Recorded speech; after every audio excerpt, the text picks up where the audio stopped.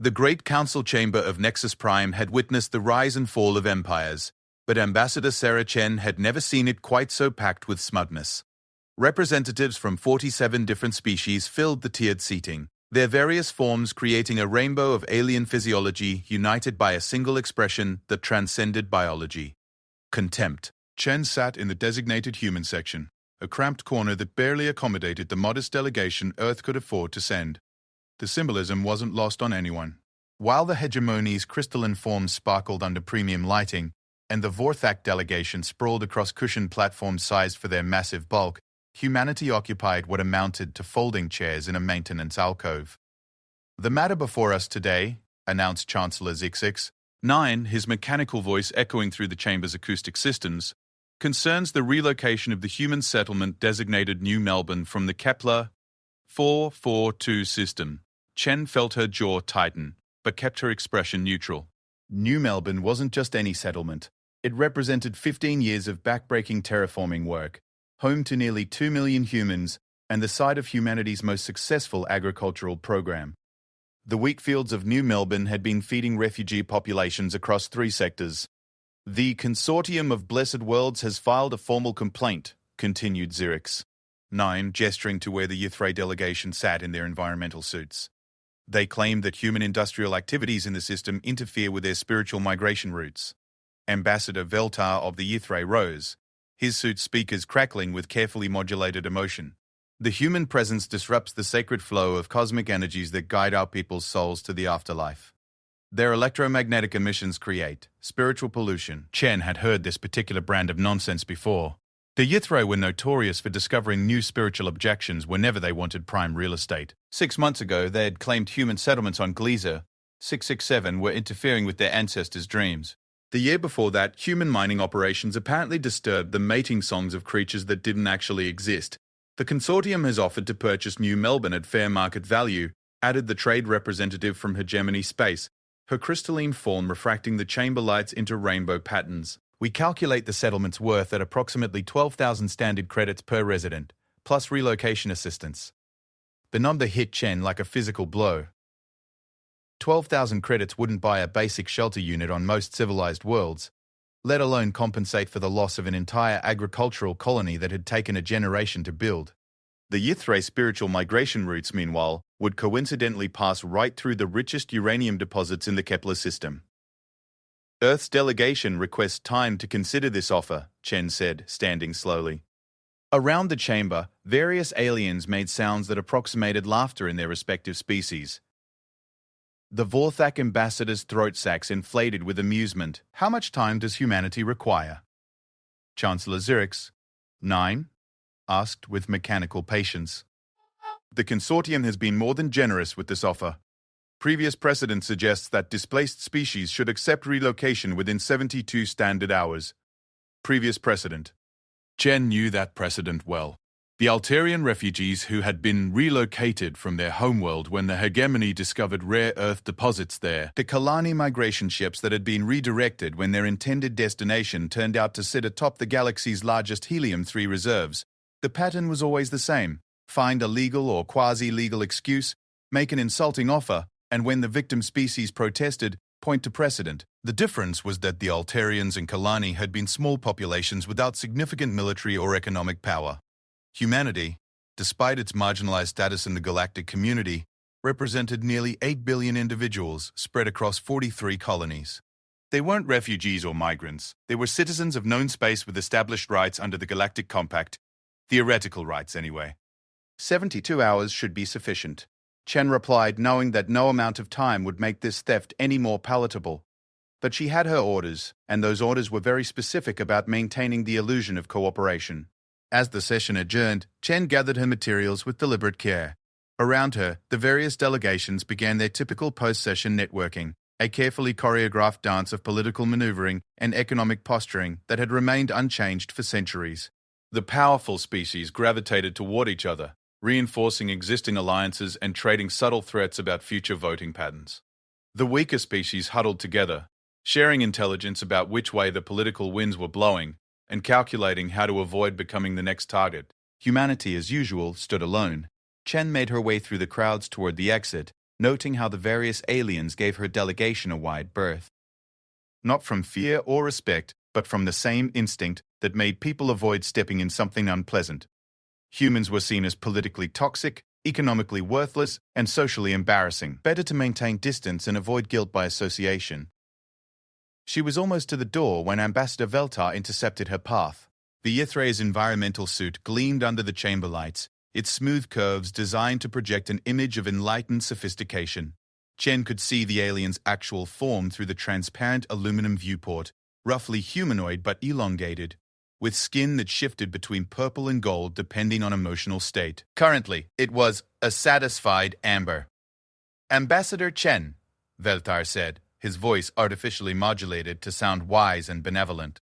"I hope there are no hard feelings about today's proceedings. The consortium bears no ill will toward humanity. We simply must preserve the sacred balance of the universe."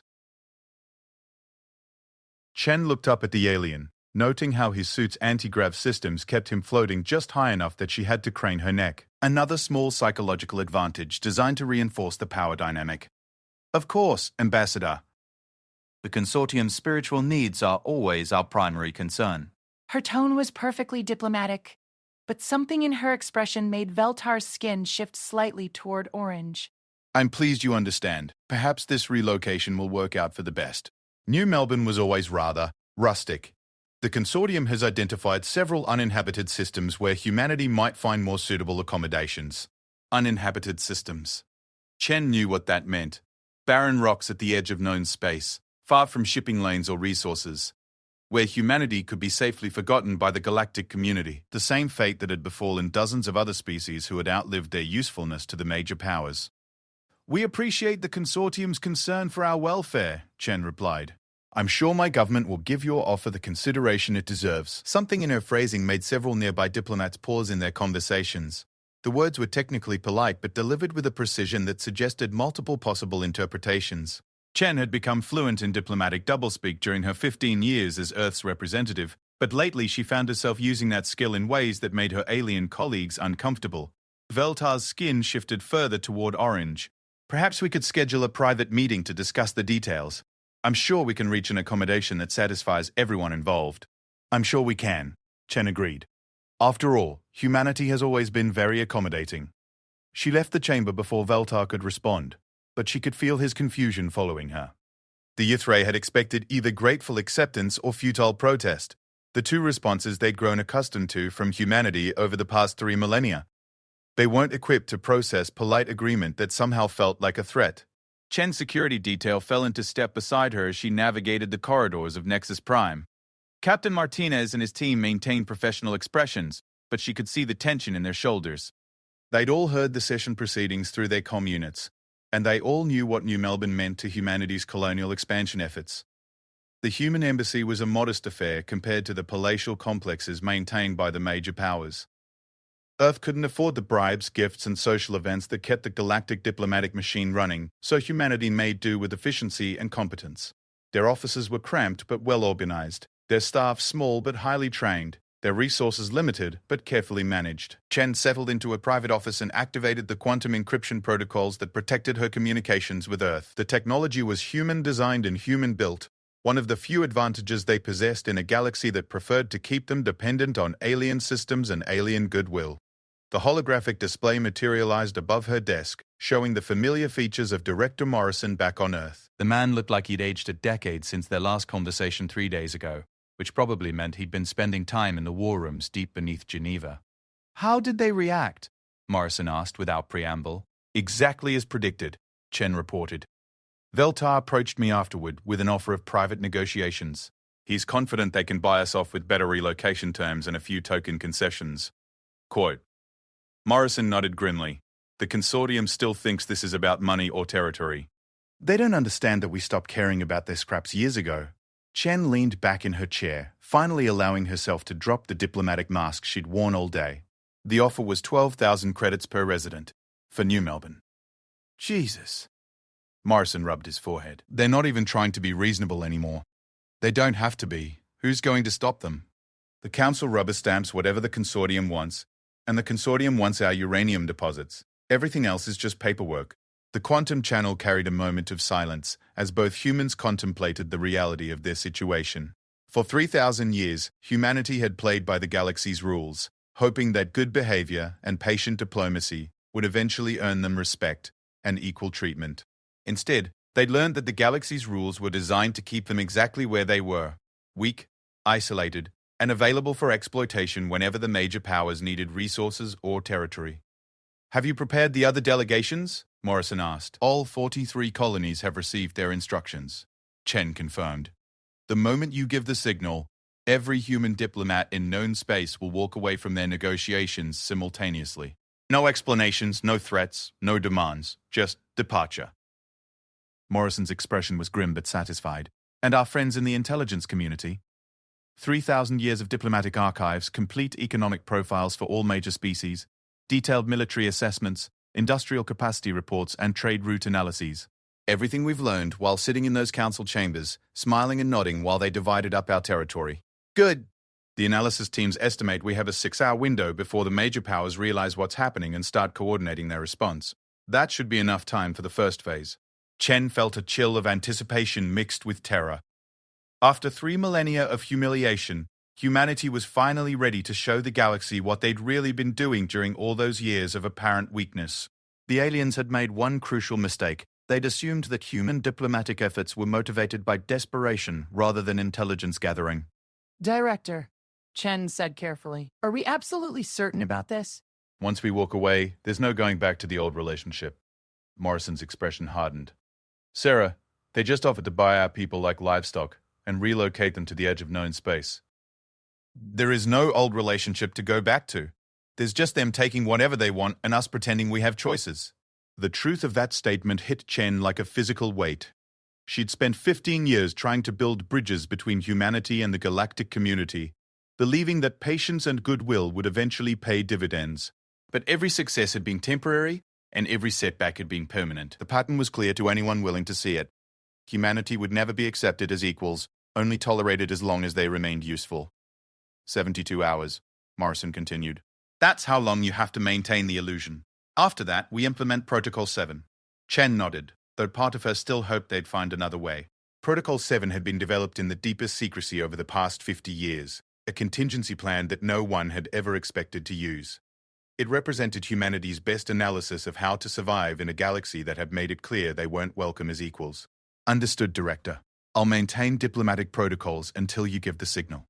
The communication ended, leaving Chen alone with her thoughts and the weight of what was coming. Outside her office windows, she could see the sprawling cityscape of Nexus Prime, with its soaring towers and floating platforms that housed the galaxy's most powerful institutions. For 3,000 years, humanity had dreamed of earning a place in this community of advanced civilizations. Tomorrow, they would begin teaching the galaxy why that had been the wrong dream to pursue. The emergency session of the Galactic Council convened 18 hours after Ambassador Chen had delivered humanity's response to the New Melbourne ultimatum.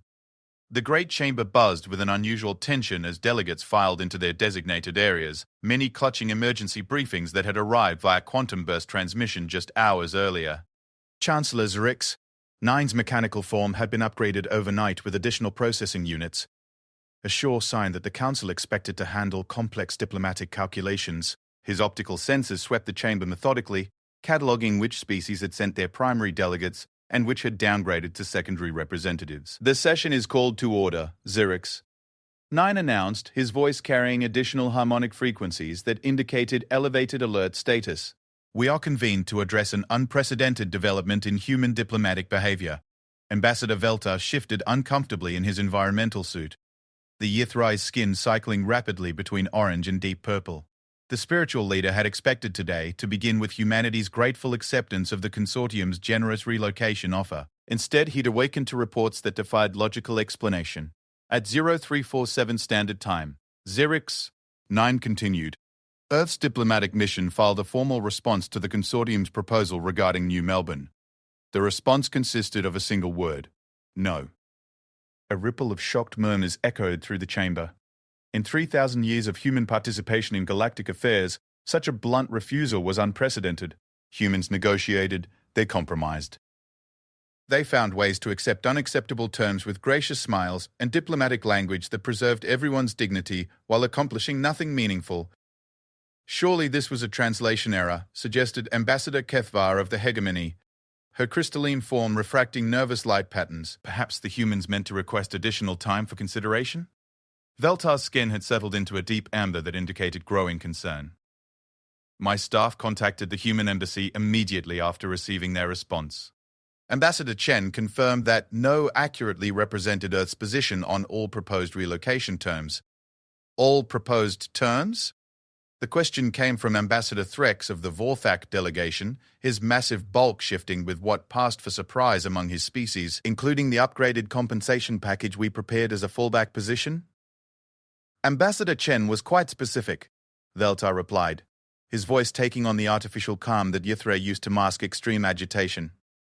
She stated that New Melbourne would remain under human administration, that the colony's residents would not be relocated, and that the consortium's spiritual migration routes would need to find alternative paths.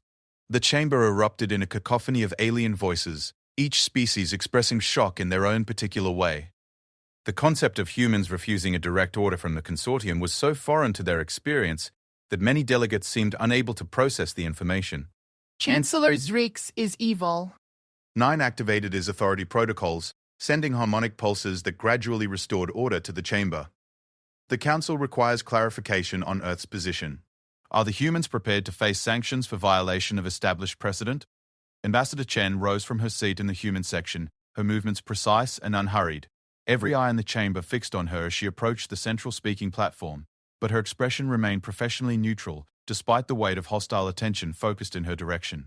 Earth's position is straightforward, Chen began, her voice carrying clearly through the chamber's acoustic systems. New Melbourne is a legally established human colony, founded in accordance with all applicable galactic treaties.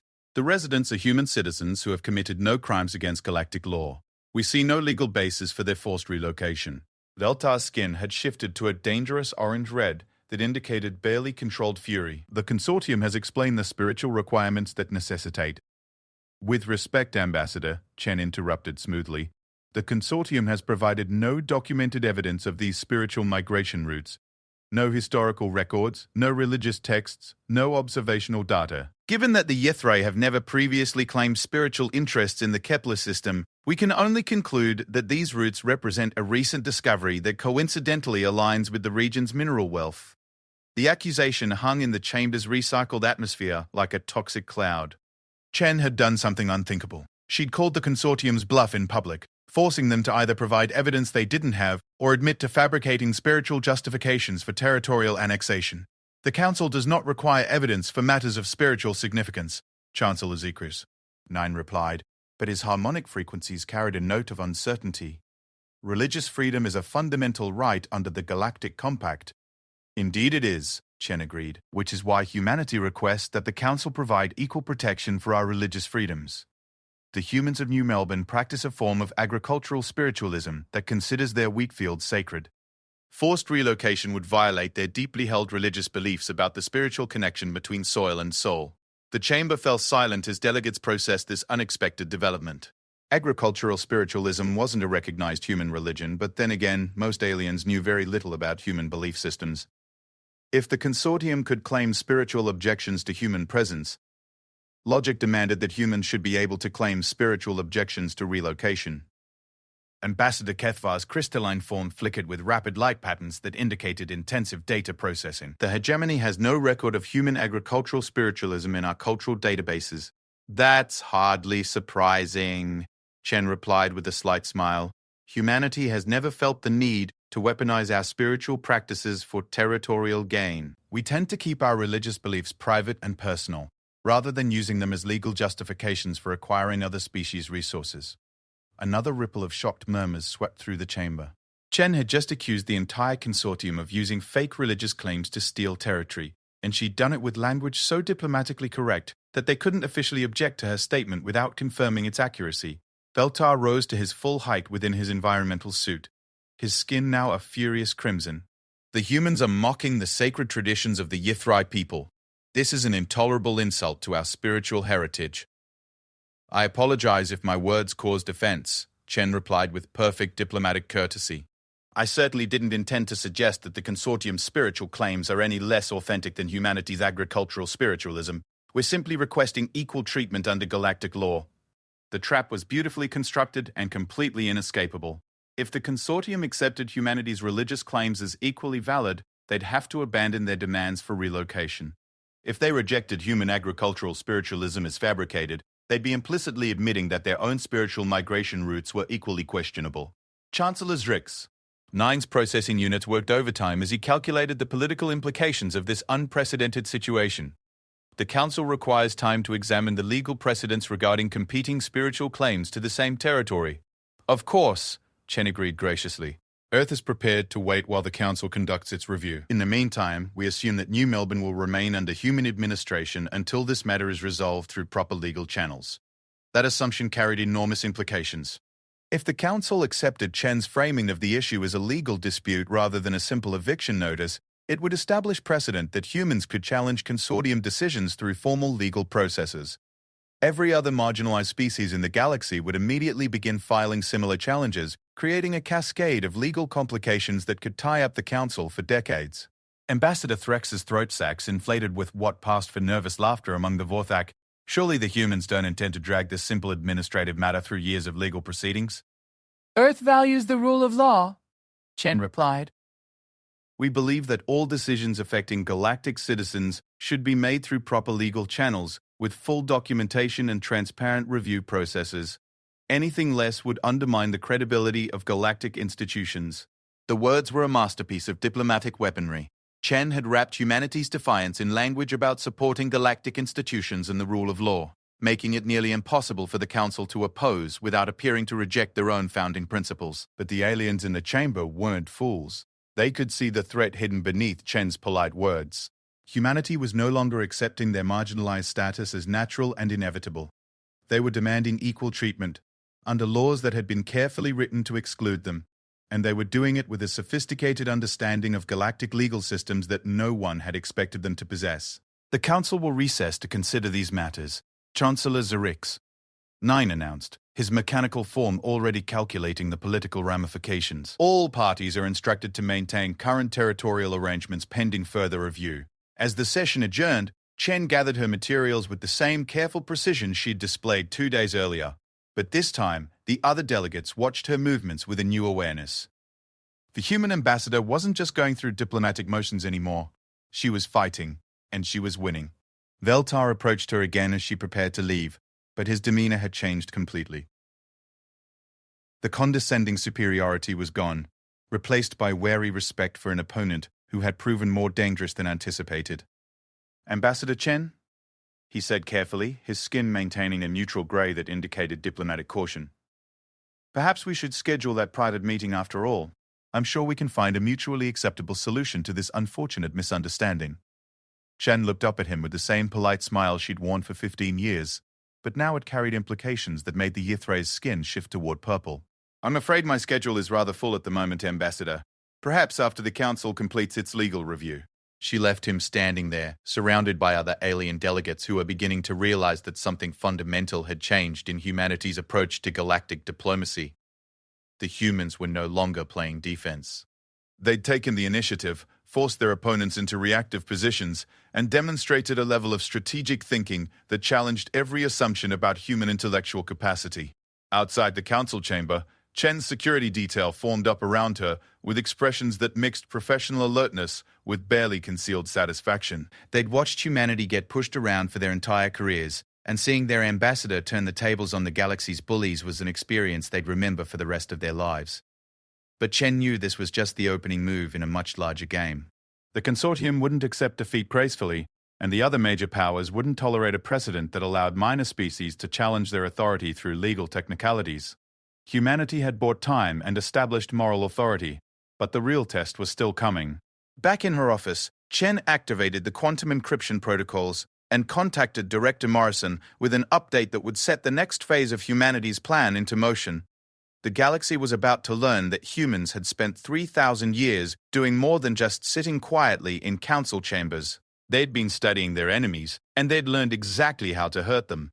The first sign that humanity's patience had reached its end came at 0600 Standard Time. exactly 72 hours after Ambassador Chen's historic refusal.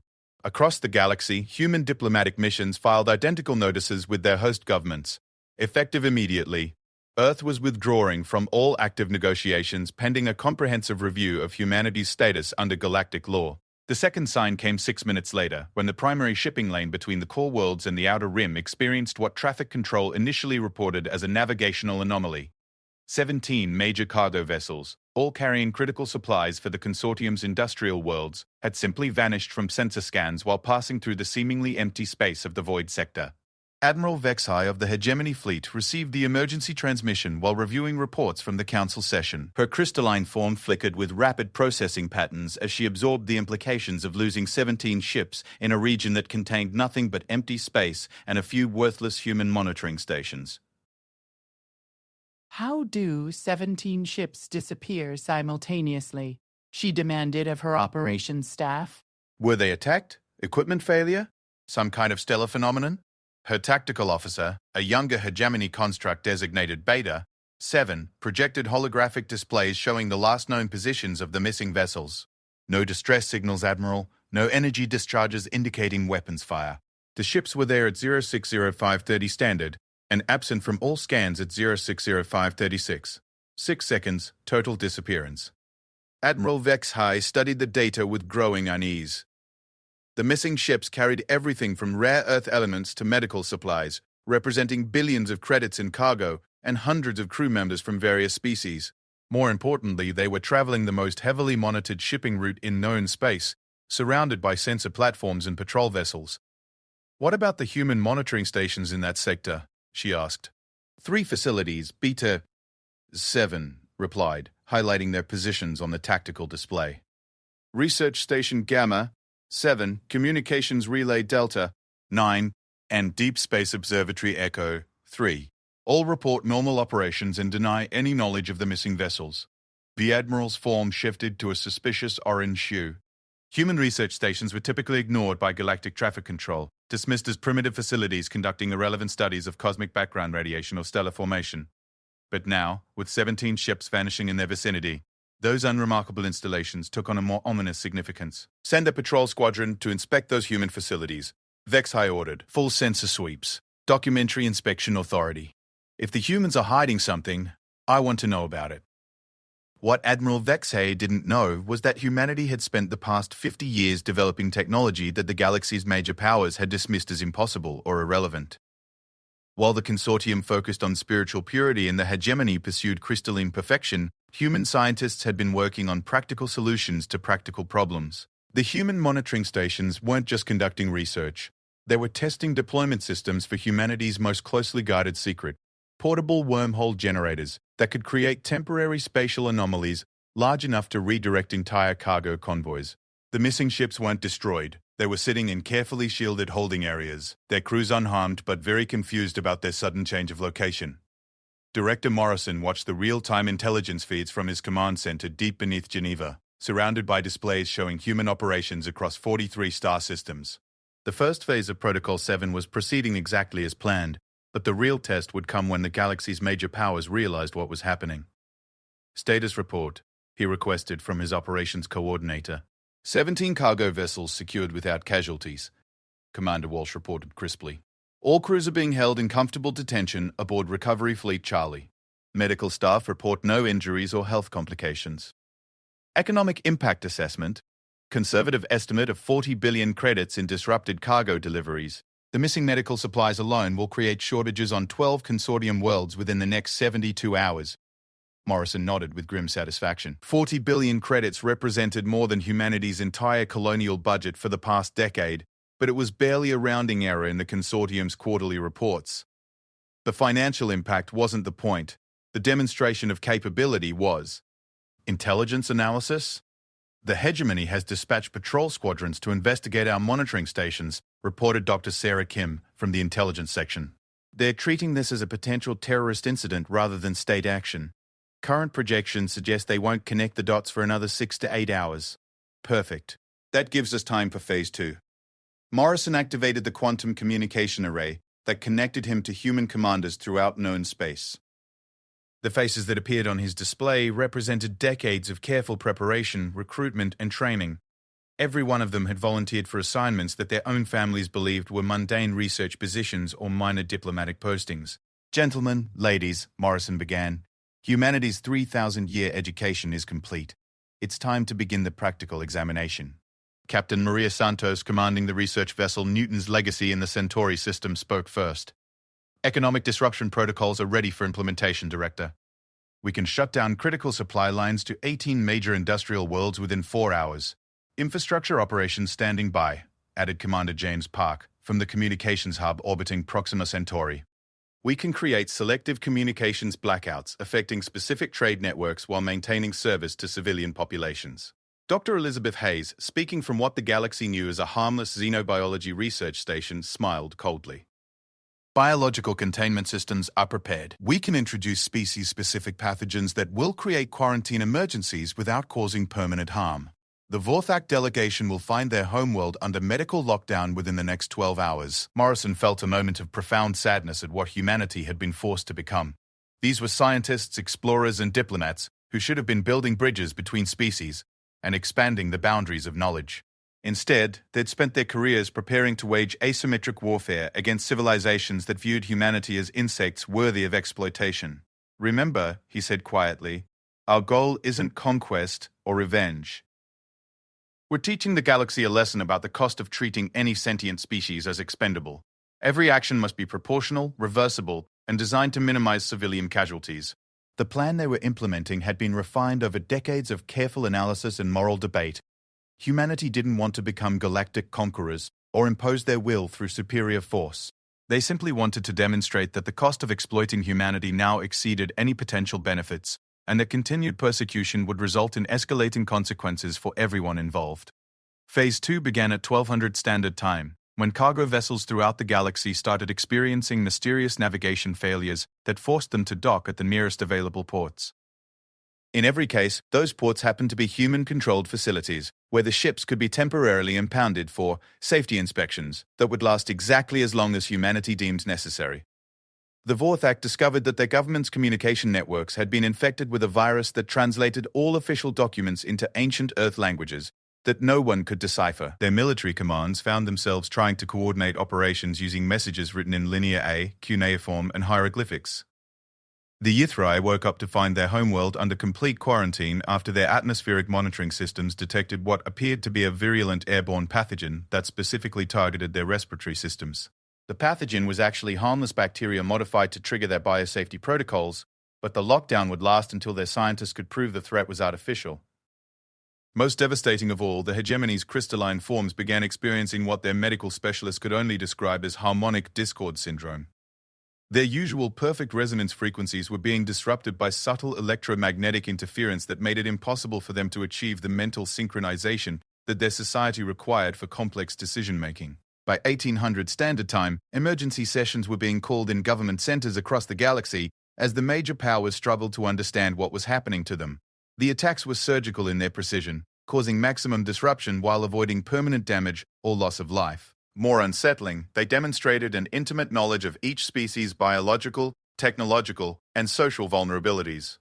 Admiral Vex High's patrol squadron reached the human monitoring stations just as her own crystalline matrix began experiencing the harmonic disruptions that would soon cripple hegemony decision-making processes. Her tactical displays flickered with conflicting data as her officers struggled to maintain formation despite their deteriorating mental coordination.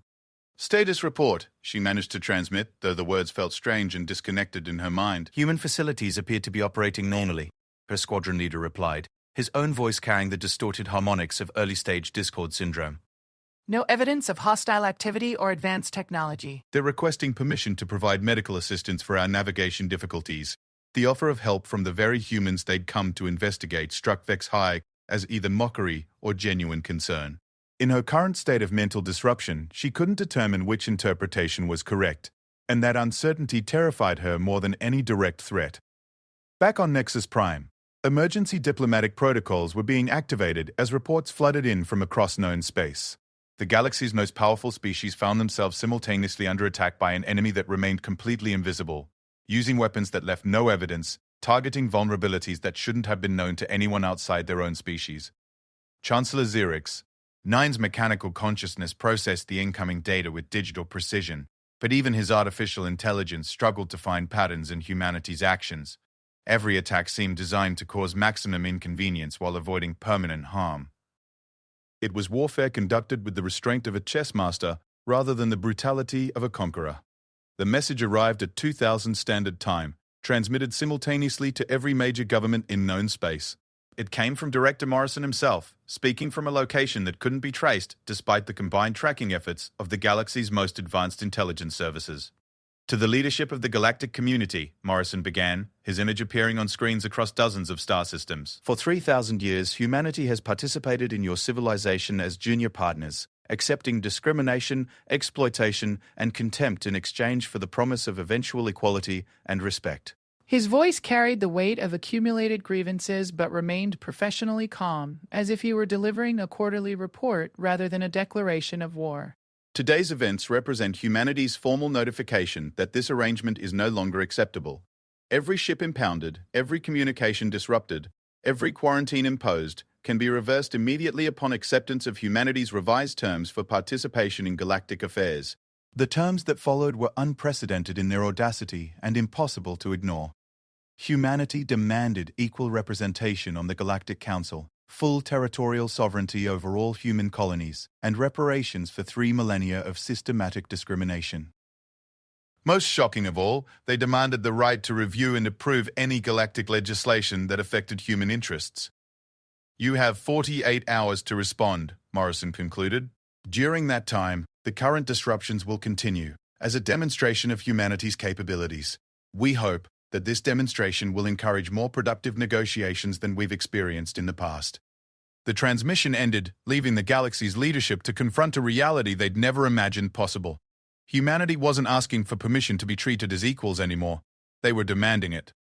The emergency conclave of galactic leaders convened in the most secure facility known space had to offer. The crystalline fortress of Nexus Alpha, deep in the heart of hegemony space. Representatives from every major power struggled through their respective crises to attend what many were calling the most important diplomatic gathering in galactic history. Chancellor Zix 9 had been upgraded with additional security protocols and diplomatic analysis subroutines, but even his enhanced processing power seemed inadequate for the complexity of humanity's challenge to galactic order. His mechanical form stood at the center of the circular chamber, optical sensors tracking the various alien dignitaries as they attempted to maintain composure despite the ongoing disruptions to their homeworlds. Admiral Vex High's crystalline structure flickered with unstable light patterns as she struggled to overcome the harmonic discord affecting her species. The electromagnetic interference had spread throughout hegemony space, creating cascade failures in their collective consciousness that threatened to paralyze their entire civilization. She could barely maintain coherent thought, let alone contribute to strategic planning. Status reports, Xerix 9 requested, his voice modulated to accommodate the various communication difficulties affecting the assembled delegates.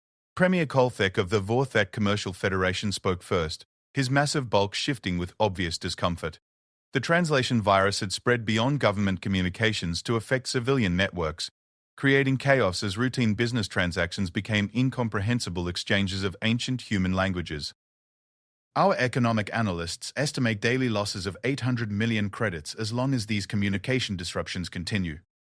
Our trade negotiations with 17 species have been suspended indefinitely. Ambassador Veltar's environmental suit showed signs of hasty modifications, additional air filtration systems bolted onto the exterior. In response to the ongoing quarantine of Ythray Prime, the biological containment of our homeworld has created a humanitarian crisis. 2 billion citizens are effectively imprisoned on their own planet, and our colonial populations are demanding immediate military intervention to end the blockade.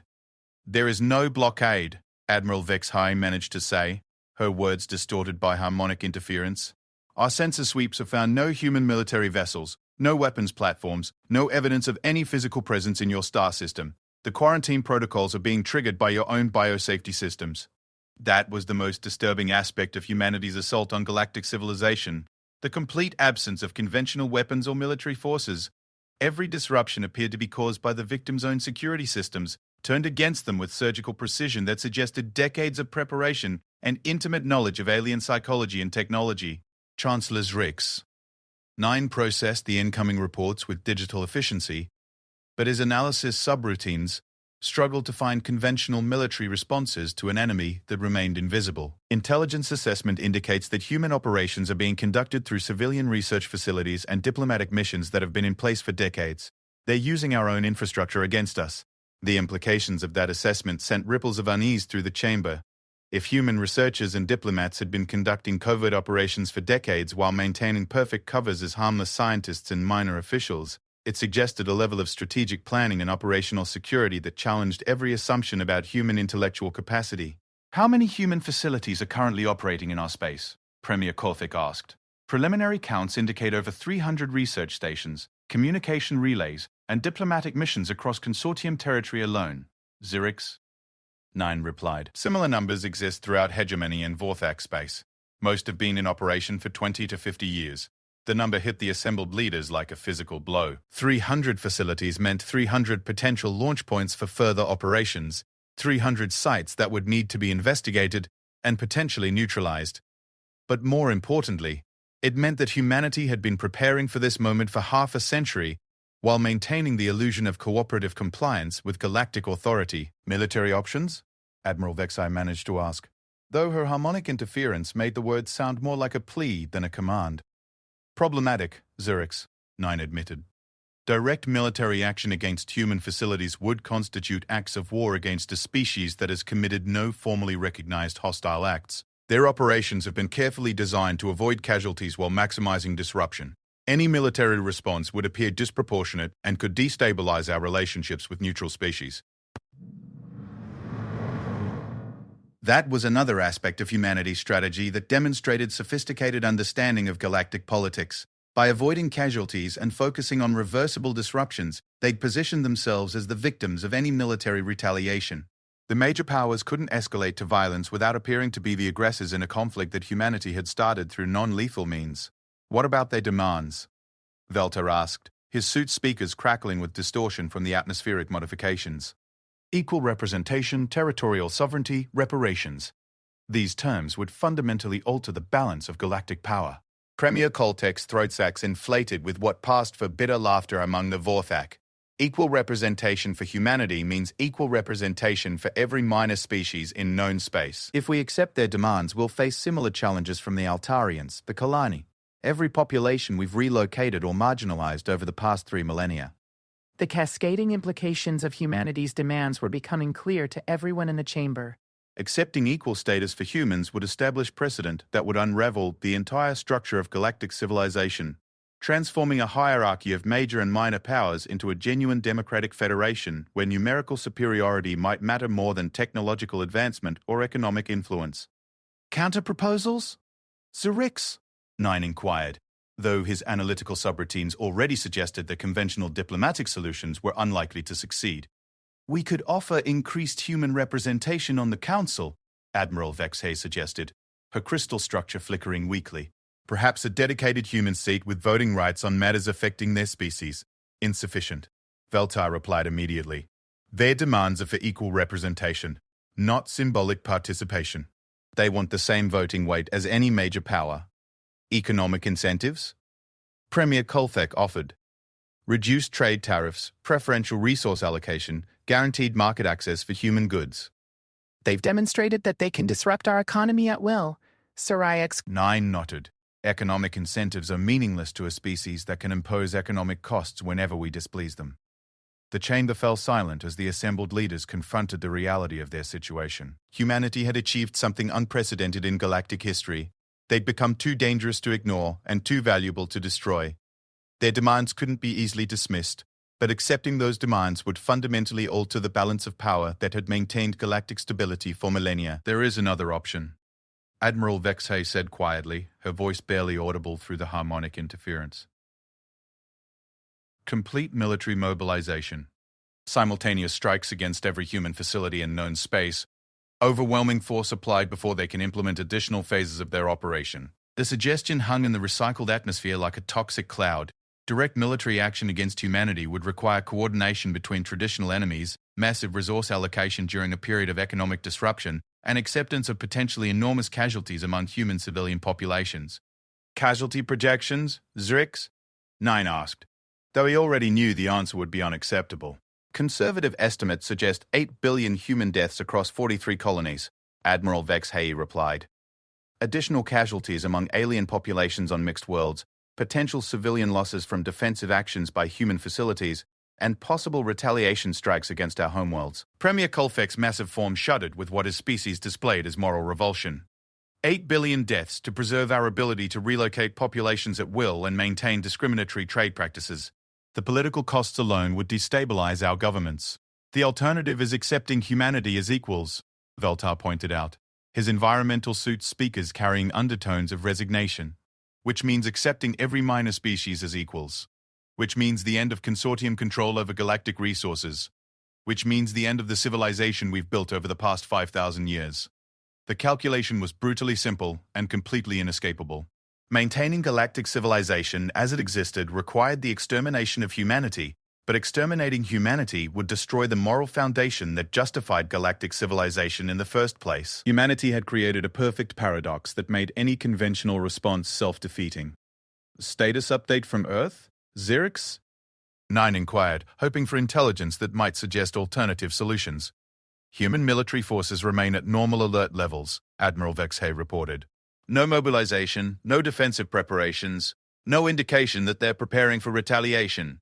Either they're supremely confident in their position, or this is a bluff designed to extract concessions through fear of capabilities they don't actually possess. It's not a bluff, Premier Colfeck said grimly. Our intelligence services have confirmed that every disruption they've implemented represents genuine technological capabilities we didn't know they possessed. If this is their opening demonstration, we have to assume they're holding much worse in reserve. The truth of that assessment was more terrifying than any direct military threat. Humanity had revealed capabilities that suggested decades of advanced research and development conducted under perfect operational security while maintaining the facade of technological inferiority. If they could develop portable wormhole generators, species-specific biological agents, and electromagnetic interference systems without detection, what other surprises were they hiding? Recommendation? Xerix? Nine asked, though his analytical subroutines had already reached an unwelcome conclusion. We negotiate, Admiral Vexai said, her crystal structure flickering with patterns that indicated profound reluctance. Not because we want to, but because every alternative is worse. Humanity has forced us into a position where their demands are more acceptable than the consequences of rejecting them. The silence that followed carried the weight of 3,000 years of galactic history coming to an end. The major powers had built their civilization on the assumption that technological and economic superiority would always translate into political dominance. Humanity had shattered that assumption by demonstrating that intelligence, patience, and strategic planning could overcome any advantage in raw power. Very well, Xerix? Nine announced, his mechanical voice carrying harmonic frequencies that indicated historical significance. Prepare communication protocols for formal diplomatic engagement with Earth. We will attempt to negotiate terms that preserve galactic stability while addressing human concerns. As the conclave adjourned, each leader departed to begin the most difficult negotiations in galactic history. They would be sitting across from a species they'd spent 3 millennia dismissing as inferiors, forced to treat them as equals by the undeniable demonstration of humanity's capacity for sophisticated strategic thinking. The galaxy was about to learn what humans could accomplish when they stopped trying to fit into someone else's civilization and started building their own. The Great Council Chamber of Nexus Prime had been reconfigured for the most unprecedented diplomatic gathering in galactic history. For the first time in 3 millennia, humanity would sit at the negotiating table as equals rather than supplicants. The symbolic changes were subtle but unmistakable. The human delegation now occupied a position of equal prominence with the major powers, their seating expanded to accommodate a full diplomatic mission, and their communication systems granted the same priority access as the consortium and hegemony representatives. Ambassador Sarah Chen entered the chamber with a confidence that seemed to radiate from every measured step. Gone was the defensive posture of previous negotiations, replaced by the calm assurance of someone who held all the strategic advantages. Behind her walked a delegation that included humanity's finest minds. Economists, military strategists, xenobiologists, and legal scholars who had spent decades preparing for this moment. The alien delegates watched her approach with expressions that mixed wariness with grudging respect. The past 48 hours had provided an education in human capabilities that none of them would ever forget. The disruptions continued exactly as promised, demonstrating that humanity's threats weren't bluffs, but carefully calibrated demonstrations of power. Chancellor Zrix. 9 had been fitted with additional diplomatic protocols specifically designed for this negotiation, but his optical sensors tracked Chen's movements with the hypervigilance of someone expecting surprise attacks. The Council acknowledges Earth's request for formal negotiations regarding humanity's status within galactic civilization. Thank you, Chancellor, Chen replied, settling into her chair with the same careful precision she'd displayed for 15 years. But now that precision carried different implications. Every gesture had been calculated, every word chosen for maximum impact, every pause designed to remind her audience that humanity was no longer playing defense. Admiral Vex Hayes' crystalline form flickered weakly as she struggled to overcome the harmonic discord that continued to affect hegemony operations throughout known space. Before we begin formal negotiations, Earth must demonstrate good faith by ending the ongoing disruptions to galactic commerce and communication. Chen's slight smile carried the same diplomatic courtesy she'd perfected over decades of marginalization, but now it seemed predatory rather than submissive. Admiral, I'm afraid you've misunderstood the nature of today's proceedings. These aren't negotiations for the end of current operations. These are negotiations for the terms under which humanity will participate in galactic civilization going forward. The distinction hit the chamber like a physical force. Chen had just informed the galaxy's most powerful species that the disruptions would continue indefinitely unless humanity's demands were met. They weren't bargaining chips to be traded away during negotiations. They were the new baseline reality that would persist until acceptable terms were reached. Premier Kolfek's massive bulk shifted with obvious discomfort as his species continued to struggle with communication systems that insisted on translating everything into Linear A and Ancient Sumerian. Earth cannot seriously expect the major powers to accept permanent alteration of galactic governance structures in response to terrorist attacks. Premier, Chen replied with perfect diplomatic calm, I must object to your characterization of humanity's actions as terrorism. We have meticulously avoided casualties, targeted only infrastructure and systems rather than civilian populations, and demonstrated restraint that frankly exceeds anything the major powers have shown toward minor species over the past 3 millennia.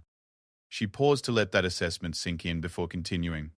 In fact, our operations have been conducted with greater concern for civilian welfare than the consortium's relocations, the hegemony's resource extractions, or the Federation's trade embargo policies.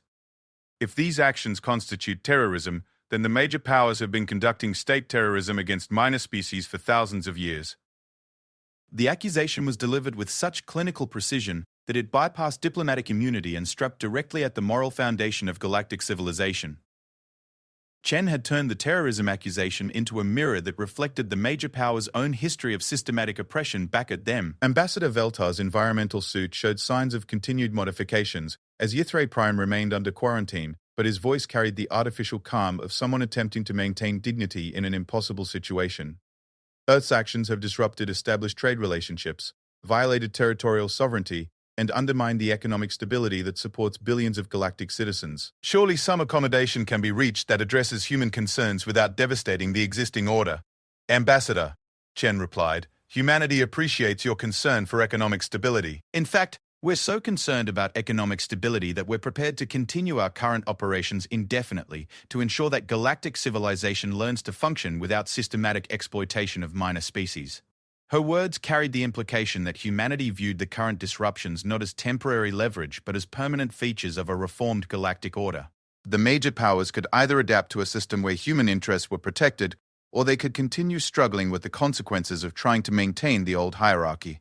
Earth's demands remain unchanged, Chen continued, activating a holographic display that presented humanity's terms with clinical precision. Equal representation in galactic governance, full territorial sovereignty for all human colonies, reparations for 3 millennia of systematic discrimination, and most importantly, constitutional protections preventing future marginalization of any species based on technological or economic status. The final demand sent ripples of shock through the chamber. Humanity wasn't just demanding equality for themselves. They were demanding systemic reforms that would protect every minor species in known space from the same treatment humanity had endured. Chancellor Zrix, 9's processing units worked overtime as he calculated the implications of accepting such comprehensive changes to galactic governance. Earth's proposals would require ratification by every member species of the Galactic Compact. The political complexities alone could take decades to resolve. We understand the complexity involved, Chen acknowledged. That's why we're prepared to maintain current operations for as long as necessary to ensure proper implementation. Think of it as a teaching period during which galactic civilization learns to function with genuine equality rather than cosmetic diversity. Admiral Vexhai's crystal structure pulsed with unstable light patterns as she fought to maintain coherent thought despite the ongoing harmonic interference. The economic costs of prolonged disruption could destabilize currencies, create supply shortages, and trigger humanitarian crises across dozens of star systems. Admiral, Chen replied with patient sympathy, humanity has endured 3,000 years of economic marginalization, territorial displacement, and systematic discrimination. We've learned to adapt to instability and uncertainty. We're confident that the major powers will prove equally resilient in adjusting to changed circumstances. The message was clear. Humanity was prepared to endure the costs of prolonged conflict because they'd been enduring worse costs for millennia. The major powers, accustomed to stability and predictability, would find sustained disruption far more difficult to tolerate. Counter-proposal, Premier Kolthek announced, his words barely comprehensible through the translation chaos affecting Vorthak communication systems. Enhanced human representation without constitutional changes. Territorial guarantees for existing colonies without sovereignty rights. Economic reparations without admission of historical wrongdoing. Chen's expression didn't change, but something in her posture suggested amusement at the Federation's attempt to negotiate partial solutions. Premier, your counter-proposal essentially offers to treat humanity slightly better while maintaining the same fundamental power structures that created our current situation. This would be like offering to build nicer cages rather than opening the doors. She leaned forward slightly, her voice taking on the patient tone of someone explaining elementary concepts to confused children. The major powers seem to misunderstand humanity's position. We're not asking for concessions or improvements to our treatment within the existing system. We're informing you that we will no longer participate in a system designed to keep us subordinate. The implications of that statement reverberated through the chamber as delegates realized they were witnessing something unprecedented. A species voluntarily abandoning its position within galactic civilization and demanding the right to help redesign that civilization from the ground up. Alternative proposals? Chancellor's Rix. Nine inquired, though his analytical subroutines suggested that conventional diplomatic solutions were becoming increasingly unlikely. We could establish a joint commission to review human grievances and develop gradual reforms, Ambassador Veltar suggested desperately. Phased implementation over time, with monitoring mechanisms to ensure compliance. The Joint Commission would be composed of representatives from species that have spent 3 millennia benefiting from humanity's marginalization, Chen observed. Asking them to oversee their own reform efforts would be like asking criminals to design their own sentences. Each attempt at conventional diplomacy met the same fate. Chen would listen politely, identify the fundamental flaw that preserved existing power structures, and explain why humanity would not accept cosmetic changes that left the underlying system intact. The afternoon session brought increasingly desperate proposals from the major powers as the costs of ongoing disruption mounted. Communication failures were spreading beyond government systems to affect civilian networks. Quarantine protocols were creating humanitarian concerns on multiple worlds. Economic disruptions were cascading through supply chains that had operated without interruption for centuries. But humanity remained unmoved by these consequences, treating them as educational experiences that would help galactic civilization learn to function with genuine equality, rather than superficial cooperation between dominant and subordinate species. Final offer, Admiral Vexhai announced, her crystal structure now barely maintaining cohesion under the stress of harmonic discord. Full human membership in the Galactic Council, with voting rights equal to any major power. Territorial sovereignty for all current human colonies. Economic compensation for historical grievances. Implementation within 5 standard years. Chen considered the proposal with the careful attention it deserved, but her eventual response carried the finality of someone whose patience had been exhausted decades ago. Admiral, your offer essentially accepts our first 3 demands, while rejecting constitutional protections for other minor species.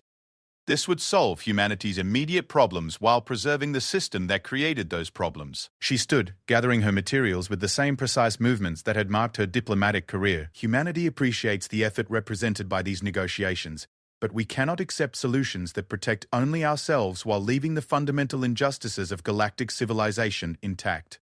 The chamber fell silent, as Chen prepared to deliver humanity's final statement. The current demonstrations will continue until comprehensive reforms are implemented that guarantee equality and protection for all species, regardless of their technological or economic status. Humanity is prepared to maintain these operations for decades if necessary. She paused at the chamber's exit, turning back to address the assembled delegates one final time. For 3,000 years, the galaxy taught humanity that might makes right, that technological superiority justifies political dominance, and that weaker species exist to serve stronger ones. Today, humanity graduates from that educational system. We've learnt our lessons very well.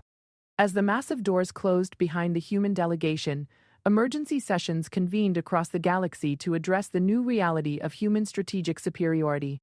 The species that had spent millennia dismissing humanity as irrelevant found themselves forced to acknowledge that they had been outmaneuvered by opponents they'd underestimated so thoroughly that they'd never even recognized them as opponents. The galaxy would eventually adapt to humanity's demands because the alternatives were unacceptable. But that adaptation would require abandoning assumptions about power and hierarchy that had shaped galactic civilization for thousands of years. Humanity had indeed left the negotiating table, and the galaxy was finally beginning to understand what that meant for everyone involved.